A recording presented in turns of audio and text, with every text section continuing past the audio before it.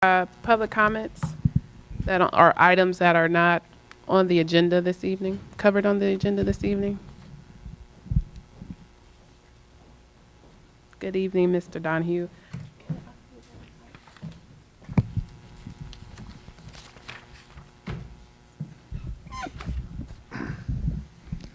Well, that was kind of a blockbuster, so I expect we'll be hearing more about what the previous speaker just said, I presume, moving forward.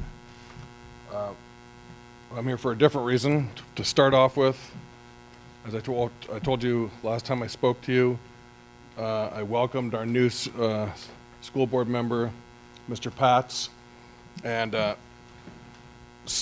since he has not been here to witness what's happened over the last couple years, I'm going to spend several of these public comment periods bringing Mr. Pats up to speed about, sort of the history about the school district, school board, as the way I see it.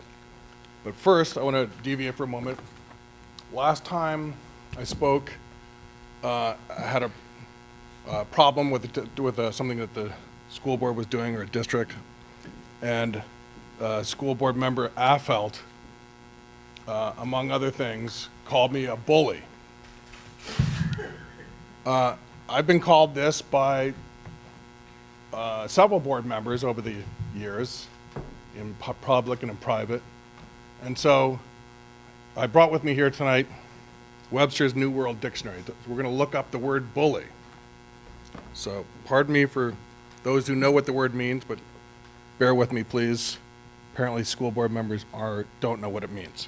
Here's what it means. Here's the English word bully. A person who hurts, frightens, or tyrannizes over those who are smaller or weaker. Okay, so there's two components of this word. Somebody that hurts people and tyrannizes people. Somebody that's mean. Now you could say that I have been mean to the four of you. You could make a legitimate argument, I think, even though I wouldn't characterize me, but that's a reasonable argument. But the problem is the second part of the word bully that must be applicable, or else you shouldn't use the word. And that is somebody that's strong being mean to somebody that's weak. So there's implicit in the word, and it's critical. You have to have this, it's a power relationship. So who's strong here and who's weak? Well, I'm a parent and a resident, a citizen, and that's it. And what you people are is you're essentially government officials, elected officials. You wield power. You have power. You are strong. So it's impossible, by definition, for me to bully you. Like I said, I could be mean, maybe, perhaps, but I can't bully you. You could, however, bully me, because you're strong and I'm weak. And I feel like I have been bullied by you from time to time over the years. But I'm not complaining about that. I can take it. It's fine. Although, it's sort of not very nice to bully parents and, citizens. But I can't do that. It's not reciprocal. I cannot do that to you. Don't take this as bullying, but you're out of time.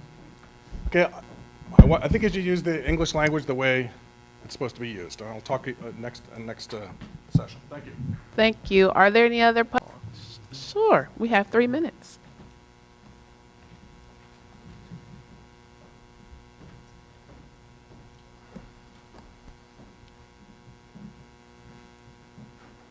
I'm only commenting because Mr. Dwin, called me by name.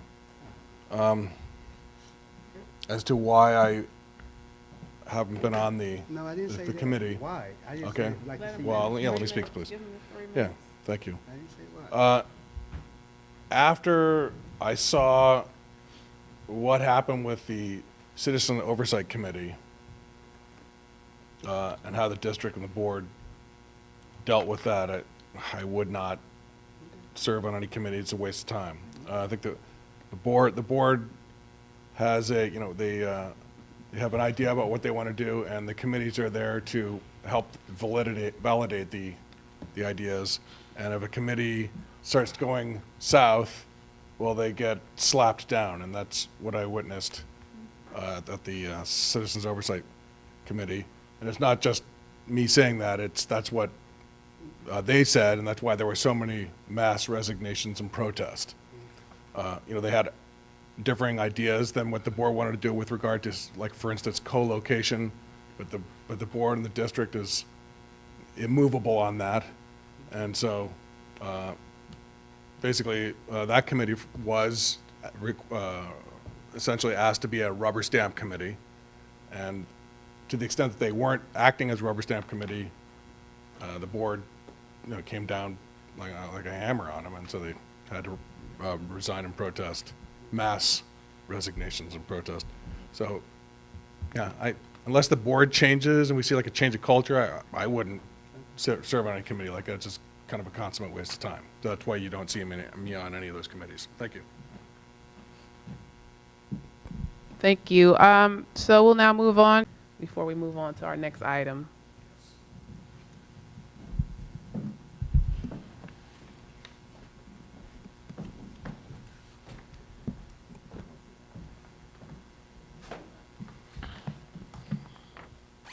Okay, so finishing what I was saying before regarding being called a bully by school board members. So, I don't think you're well advised to call parents, name calling like that. I just don't think it's becoming, and I don't think it's, I just think it's not a good idea for you to be calling, residents and citizens and especially parents names like that. But then moving on to clarify. So as we learned here from the dictionary, I can't be a bully because there's a essential power relationship that's not applicable here. Namely, I don't have power than you do. So, but what I can do is I can be critical of your policies and speak to that. And that's not being a bully, that's called speaking truth to power. So I'd appreciate it if you not call parents, names like that, and if you feel compelled to because you don't like parents criticizing your policies, at least be accurate when you call them names. At least use the language accurately. This is what I would like you to do. Now moving forward now to the task that I'm assigning myself over the next several meetings, I presume, educating Mr. Patz, the new school board member, and also Mr. Rubio, the new superintendent, about the sort of baleful history here, and I think it's critical that you know about this. I'm going to start in a particularly bad problem that happened a couple years ago, and it really illustrates sort of the culture here in a really good way, and that is what I call the 73 letter writers. And this was when the school board and the district decided to close Annie Yates Elementary School. They were loath to sort of include the public in on that decision, and there's a lot of evidence for that, which I'll be getting into over the next several me talking to you. But with specificity, the thing you should know about is the 73 letter writers. Now, this was a letter written to the board and signed by 73 parents, citizens, and residents, saying that they didn't like the idea that the Annie Yates was going to be closed and the children moved over to the Center for Community Life site. They thought that was a bad idea, and they wanted a chance to be able to have that be discussed in the design phase of the Center for Community Life meetings, public meetings, as we were promised, by the way.